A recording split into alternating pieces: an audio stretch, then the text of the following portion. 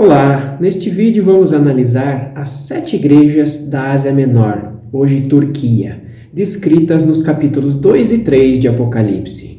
Para não ficar um vídeo longo, essa primeira parte traz as 4 primeiras igrejas, referentes ao capítulo 2, e o próximo trará as 3 últimas, mostradas no capítulo 3. Havia 7 distritos na Ásia Menor, ou Turquia. No centro desses distritos havia 7 cidades-sedes, que serviam como pontos centrais de disseminação de informação. É para a igreja dessas cidades-chave que João escreve. O livro do Apocalipse começa no capítulo 1, contando que sua finalidade é mostrar aos servos de Deus as coisas que irão acontecer. O apóstolo João estava na ilha de Patmos, exilado ali por causa do seu testemunho a Jesus. É uma ilha rochosa e escarpada que fica entre a Grécia e a Turquia, no Mar Egeu. Ela mede 16 quilômetros de comprimento e menos de 10 quilômetros de largura e servia como colônia penal romana. Tem uma colina onde hoje se encontra o monastério de São João e um pouco mais abaixo, uma caverna onde a tradição diz que João escreveu o livro de Apocalipse. Ele experimentou o arrebatamento para o momento do dia do Senhor, vendo o que aconteceria a partir dos 7 anos de tribulação da terra, a última semana descrita pelo profeta Daniel no cativeiro da Babilônia. João, após o arrebatamento, escutou uma voz como trombeta atrás dele, dizendo para ele escrever o que veria para as 7 igrejas. Ele se virou para ver quem estava falando e viu 7 candeeiros de ouro, que no verso 20 mostra que são as 7 igrejas. E no meio deles viu alguém como um filho de homem, que aqui é Jesus, vestido com vestes talares, que são vestes de sumo sacerdote, com um cinto de ouro. Seus cabelos eram brancos, significando pureza, olhos como chamas de fogo e pés de latão ou bronze, reluzentes, significando sacrifício. Jesus tinha na mão 7 estrelas, e depois vemos no verso 20 que são anjos. Anjos, em geral, são mensageiros e representam as 7 igrejas. Cristo os segura na mão direita, significando que ele controla a igreja e os seus líderes. Assim, é provável que esses anjos seriam os líderes, os pastores dessas igrejas. As cartas às igrejas são direcionadas aos anjos, ou pastores de cada uma das igrejas. E uma espada afiada saía de sua boca. A espada representa a palavra de Deus que castiga aqueles que atacam o seu povo e destroem a sua igreja. Mas por que essa representação do número 7? Esse número significa totalidade, completude, o número perfeito de Deus. E no verso 11 é informado que João tem que escrever uma mensagem para cada uma das 7 igrejas mencionadas na Ásia: Éfeso, Esmirna, Pérgamo, Tiatira, Sardes, Filadélfia e Laodiceia. É interessante que essas igrejas existiam na Ásia Menor, atual Turquia, e cada uma tinha uma particularidade naquela época que João escreveu o Apocalipse, por volta de 95 d.C. E todas em conjunto contam a história da igreja até o dia de hoje, justamente nesta ordem mencionada. Assim são mensagens do passado, presente e futuro de forma conjunta. A primeira mensagem é direcionada ao líder ou pastor da igreja em Éfeso. Éfeso era uma cidade localizada a 5 quilômetros do mar e possuía o maior porto da Ásia Menor. 4 grandes vias comerciais passavam por lá e era conhecida como o portão de entrada para a Ásia. Talvez fosse a maior cidade da Ásia na época, com uma população de 250 mil habitantes.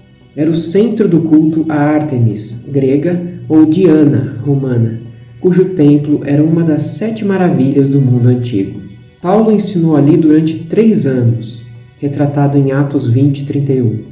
E João estava nessa cidade quando foi preso por Domiciano e exilado em Patmos, a 80 quilômetros dali. A igreja de Éfeso representa a fase inicial da igreja de Cristo, desde a sua origem com a descida do Espírito Santo no Pentecoste, e compreende o período de escrita do Novo Testamento, até por volta do ano 100 d.C.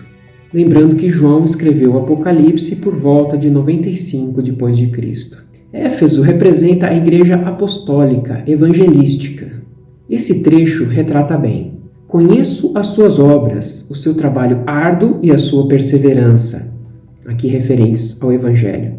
Sei que você não pode tolerar homens maus, que pôs à prova os que dizem ser apóstolos, mas não o são, e descobriu que eles eram impostores, ou seja, era uma igreja buscando a santificação. Você tem perseverado e suportado sofrimentos por causa do meu nome, e não tem desfalecido, ou seja, suportou também perseguição. Contra você, porém, tenho isso: você abandonou o seu primeiro amor, ou seja, terminou a paixão inicial. E aqui estão 3 conselhos. Lembre-se de onde caiu, arrependa-se e pratique as obras que praticava no princípio. Se não se arrepender, virei a você e tirarei o seu candelabro do lugar dele, representando o fim da igreja de Éfeso. Ou seja, embora tivessem moral, zelo pela verdade e serviço, abandonaram o amor verdadeiro a Cristo. E se não reconhecessem isso e voltassem ao que era, iria ser seu fim. Porém, havia uma coisa boa neles, mas há uma coisa a seu favor: você odeia as práticas dos nicolaítas, como eu também as odeio. Nicolau significa o que conquista pessoas. Irineu escreve que Nicolau, que foi nomeado diácono, era um crente que mais tarde apostatou e, por causa da sua importância, conseguiu desviar muitos da igreja. E como Balaão, seus seguidores, ou os nicolaítas, estavam envolvidos com imoralidade e seduziam a igreja com tentações sensuais e perversão sexual. E no final termina dizendo: aquele que tem ouvidos, ouça o que o Espírito diz às igrejas. Ao vencedor darei o direito de comer da árvore da vida, que está no paraíso de Deus. Ou seja, aos verdadeiros crentes está garantida a promessa de aproveitar da árvore da vida, a vida eterna no paraíso. A segunda mensagem é direcionada à igreja de Esmirna. Esmirna significa mirra, usada como perfume e também para passar em cadáveres. Foi fundada por volta do ano 3 a.C. por Alexandre Magno. Atualmente chamada de Izmir, era a coroa da Ásia, a mais bela e um centro de ciência e medicina. Cidade distante 65 quilômetros de Éfeso, tinha perseguições à igreja, como um circo romano com feras, e era uma rota para Roma. Era o centro comercial da Ásia Menor e se situava como ponto estratégico da rota de comércio entre Roma, Pérsia e Índia. Assim, era uma cidade muito rica na época citada em Apocalipse. A grande lealdade de Esmirna a Roma resultou em um forte culto ao imperador. 50 anos depois da morte de João, o pastor da igreja de Esmirna, Policarpo, foi queimado vivo aos 86 anos de idade por se recusar a adorar César. Representa o período de perseguição mais ferrenha à igreja pelos primeiros imperadores romanos, especialmente no ano 100 depois de Cristo, com Diocleciano, até o período de conversão de Constantino, por volta de 313 depois de Cristo. O texto diz: conheço as suas aflições e a sua pobreza, mas você é rico. Era uma cidade rica. Conheço a blasfêmia dos que se dizem judeus, mas não o são, sendo antes sinagoga de Satanás. Aqui é um retrato daqueles que, embora fossem judeus, espiritualmente eram pagãos, porque se associaram com outros pagãos para matar os cristãos, tentando acabar com a fé cristã. Era um local de culto ao imperador. Também com relação aos conselhos à igreja, o texto diz: não tenha medo do que você está prestes a sofrer. O diabo lançará alguns de vocês na prisão para prová-los, e vocês sofrerão perseguição durante 10 dias.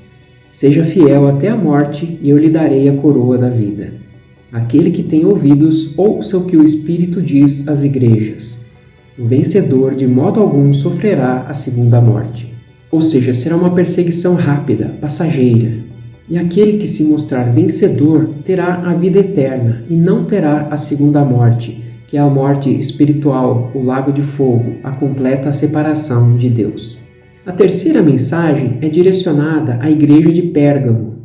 Pérgamo significa fortaleza, ou no grego antigo, casamento, e dali vem o termo pergaminho, a escrita desenvolvida em peles de animais, e pode ter sido desenvolvida nesta área. Atualmente conhecida como Bérgama, foi construída numa montanha de 300 metros de altitude, num grande e fértil planalto, a 36 quilômetros do Mar Egeu e 120 quilômetros de Éfeso.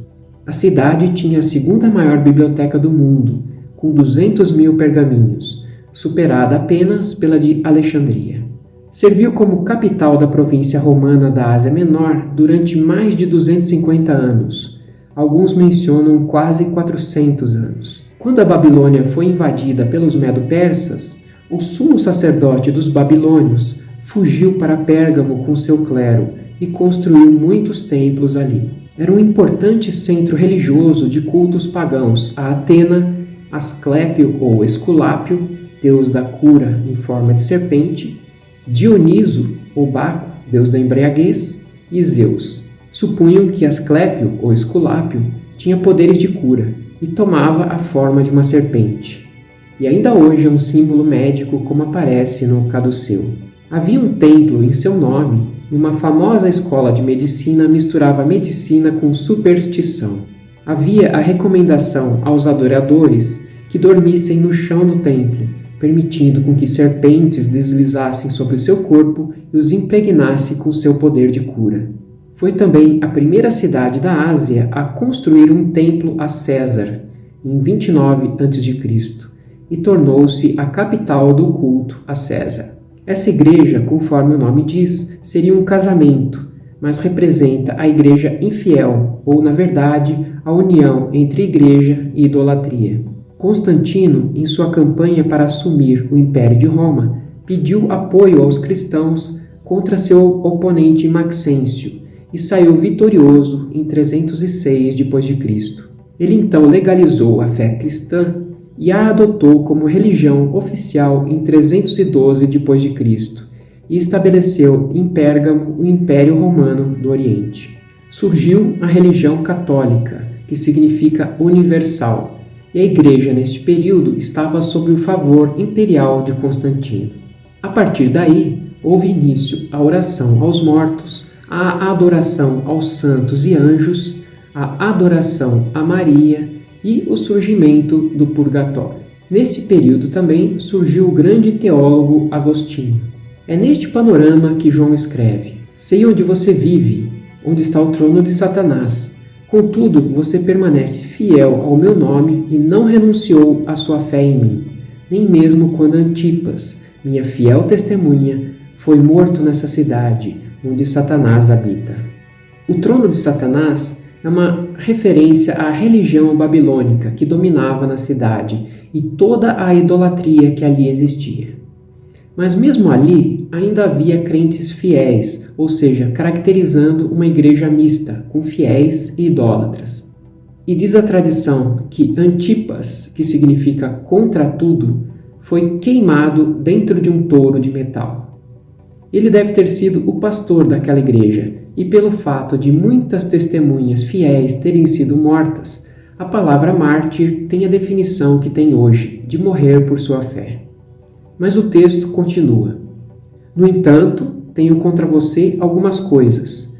Você tem aí pessoas que se apegam aos ensinos de Balaão, que ensinou Balaque a armar ciladas contra os israelitas, induzindo-os a comer alimentos sacrificados a ídolos e a praticar imoralidade sexual. De igual modo, você tem também os que se apegam aos ensinos dos nicolaítas. Balaão tentou, sem sucesso, amaldiçoar Israel em troca do dinheiro de Balaque, rei de Moabe. Preparou então um plano em que mulheres moabitas seduziam homens israelitas a se casarem com elas, resultando numa união blasfema de Israel com festas pagãs, envolvendo sexualidade e idolatria. A vida civil e religiosa eram muito interligadas em Pérgamo e muitos crentes estavam se comprometendo com o paganismo. Com relação aos nicolaítas, já comentamos antes sobre a depravação sexual, mas havia também a característica de elaborar um sacerdócio para dirigir a igreja e se consideravam um grupo superior, se separando do povo simples. Então vem a advertência e o resultado. Portanto, arrependam-se, senão virei em breve até você e lutarei contra eles com a espada da minha boca. Aquele que tem ouvidos, ouça o que o Espírito diz às igrejas. Ao vencedor darei do maná escondido.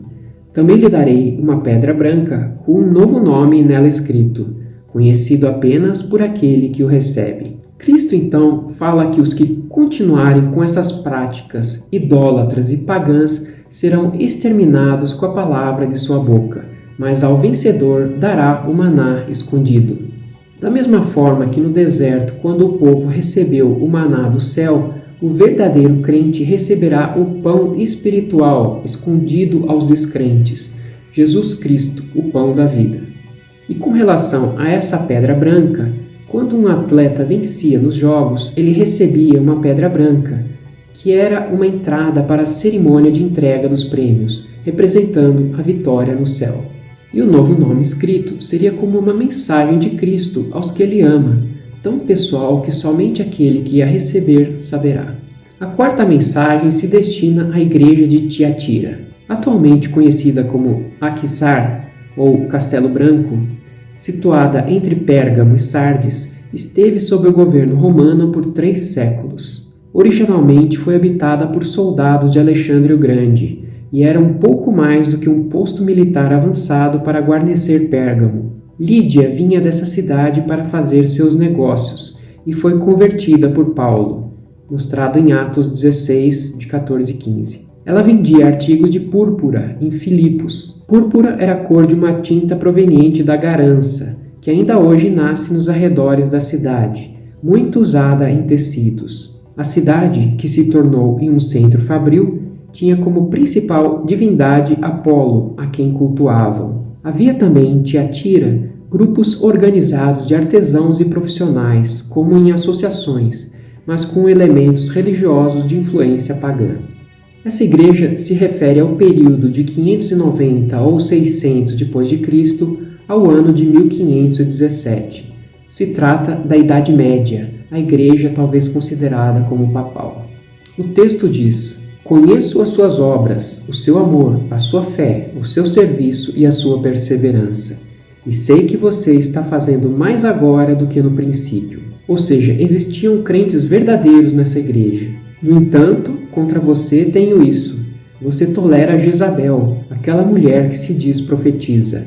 Com seus ensinos, ela induz os meus servos à imoralidade sexual e a comerem alimentos sacrificados a ídolos, como os nicolaítas. Dei-lhe tempo para que se arrependesse da sua imoralidade sexual, mas ela não quer se arrepender. Essa Jezabel provavelmente seria o espírito de uma mulher que seria uma profetisa dos nicolaítas e influenciava a igreja, assim como a Jezabel havia influenciado os judeus do Antigo Testamento com sua idolatria e imoralidade. A importância de figuras femininas na cultura religiosa da cidade deve ter facilitado seu trabalho. E continua dizendo: por isso vou fazê-la adoecer e trarei grande sofrimento aos que cometem adultério com ela, a não ser que se arrependam das obras que ela pratica. Matarei os filhos ou os discípulos dessa mulher. Então todas as igrejas saberão que eu sou aquele que sonda mentes e corações, e retribuirei a cada um de vocês de acordo com as suas obras. Mas depois o texto traz um conforto.